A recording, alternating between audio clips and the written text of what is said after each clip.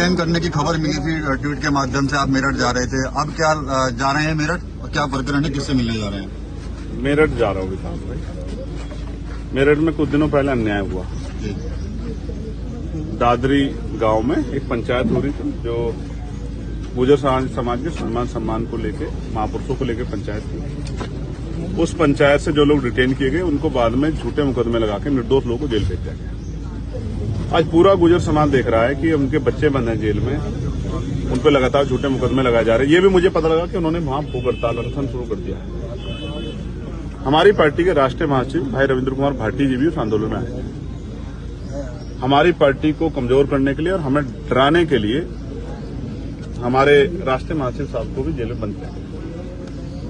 बात रविंद्र भाटी जी की तो है, लेकिन उनके साथ जो निर्दोष गुजर समाज के लोग बंद हैं, जिसमें सहारनपुर के लोग भी हैं, आपकी जानकारी के लिए, मुजफ्फरनगर के लोग भी, तो सब जगह से लोगों में बेचैनी, लोगों में गुस्सा है और उनका कहना है कि हम सबकी तरफ देख रहे हैं, लेकिन हमें आपके ऊपर भरोसा है कि आप ही इस अन्याय को रोकने में हमारी मदद करें। तो आज उन परिवारों से मिलने जा रहा हूं, उन भाइयों से जो जेल बंद हैं। और सलावा में जिस तरह से आपने और मैंने देखा कि रात को विवाद होता है, सुबह बुलडोजर आके 50-50 साल पुराने मकानों को जमींदर्ज कर देता है, ये बात इस बात का प्रमाण है कि उत्तर प्रदेश में कानून व्यवस्था दम तोड़ चुकी है। और एक कहावत है ना, जिसकी लाठी उसकी भैंस, यही चल रहा है। इस अन्याय को रोकना पड़ेगा और रोकने के लिए जन आंदोलन की जरूरत है।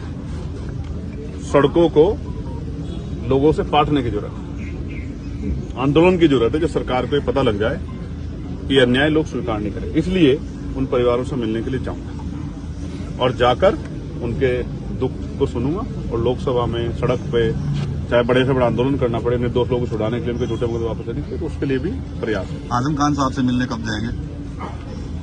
जब आप जिक्र करते हैं आजम खान साहब का, तो मुझे कई सारी चीजें याद आती हैं जो आज एक मेरे साथ भी हुई है। बता रहे फोन आया किसी का? हाँ, एक बड़े अधिकारी का फोन आया। उन्होंने मुझसे कहा आप मेरठ नहीं जाएंगे जेल में उनसे मिलने, सलाव के पीड़ितों से मिलने। मैंने उनसे आग्रह किया कि भाई मैं जाना चाहता हूं। तो उन्होंने मुझे धमकी देते हुए कहा कि आपके जो MP MLA कोर्ट के मुकदमे चल रहे हैं उनमें हम आपको देखेंगे। मैंने उनसे कहा कि प्रिय भाई, मैं मानता हूं आप बहुत बड़े अधिकारी हैं, लेकिन न्यायपालिका किसी की जेब में नहीं। जिनको ये लगता है न्यायपालिका उनकी जेब में है, ये लोकतंत्र में एक बहुत बड़ा सवाल खड़ा होता है, खतरा खड़ा होता है। अगर कोई अधिकारी इस तरह की भाषा का प्रयोग करता है राजधानी में बैठ के, तो हमें समझना पड़ेगा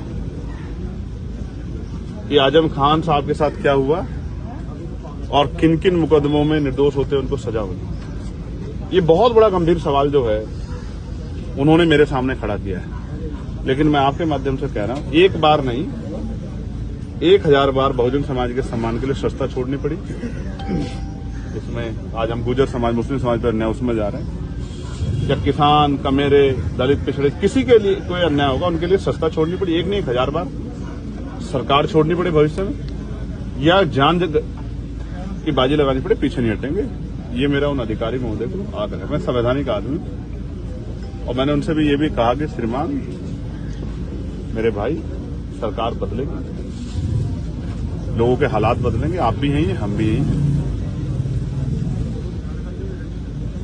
न्यायपालिका किसी की जेब में नहीं है और ये जनतंत्र है, जनता के हाथ में। जनता जिसको चाहे ताकत देते। आज मेरे पास भले ही ताकत ना हो ट्रांसफर पोस्टिंग की, नियुक्ति की, तो समय बदलेगा, मेरे लोग मुझे वो ताकत भी देंगे। ठीक है, जिस दिन वो ताकत देंगे तो हर व्यक्ति का सम्मान रखा जाएगा। ठीक है।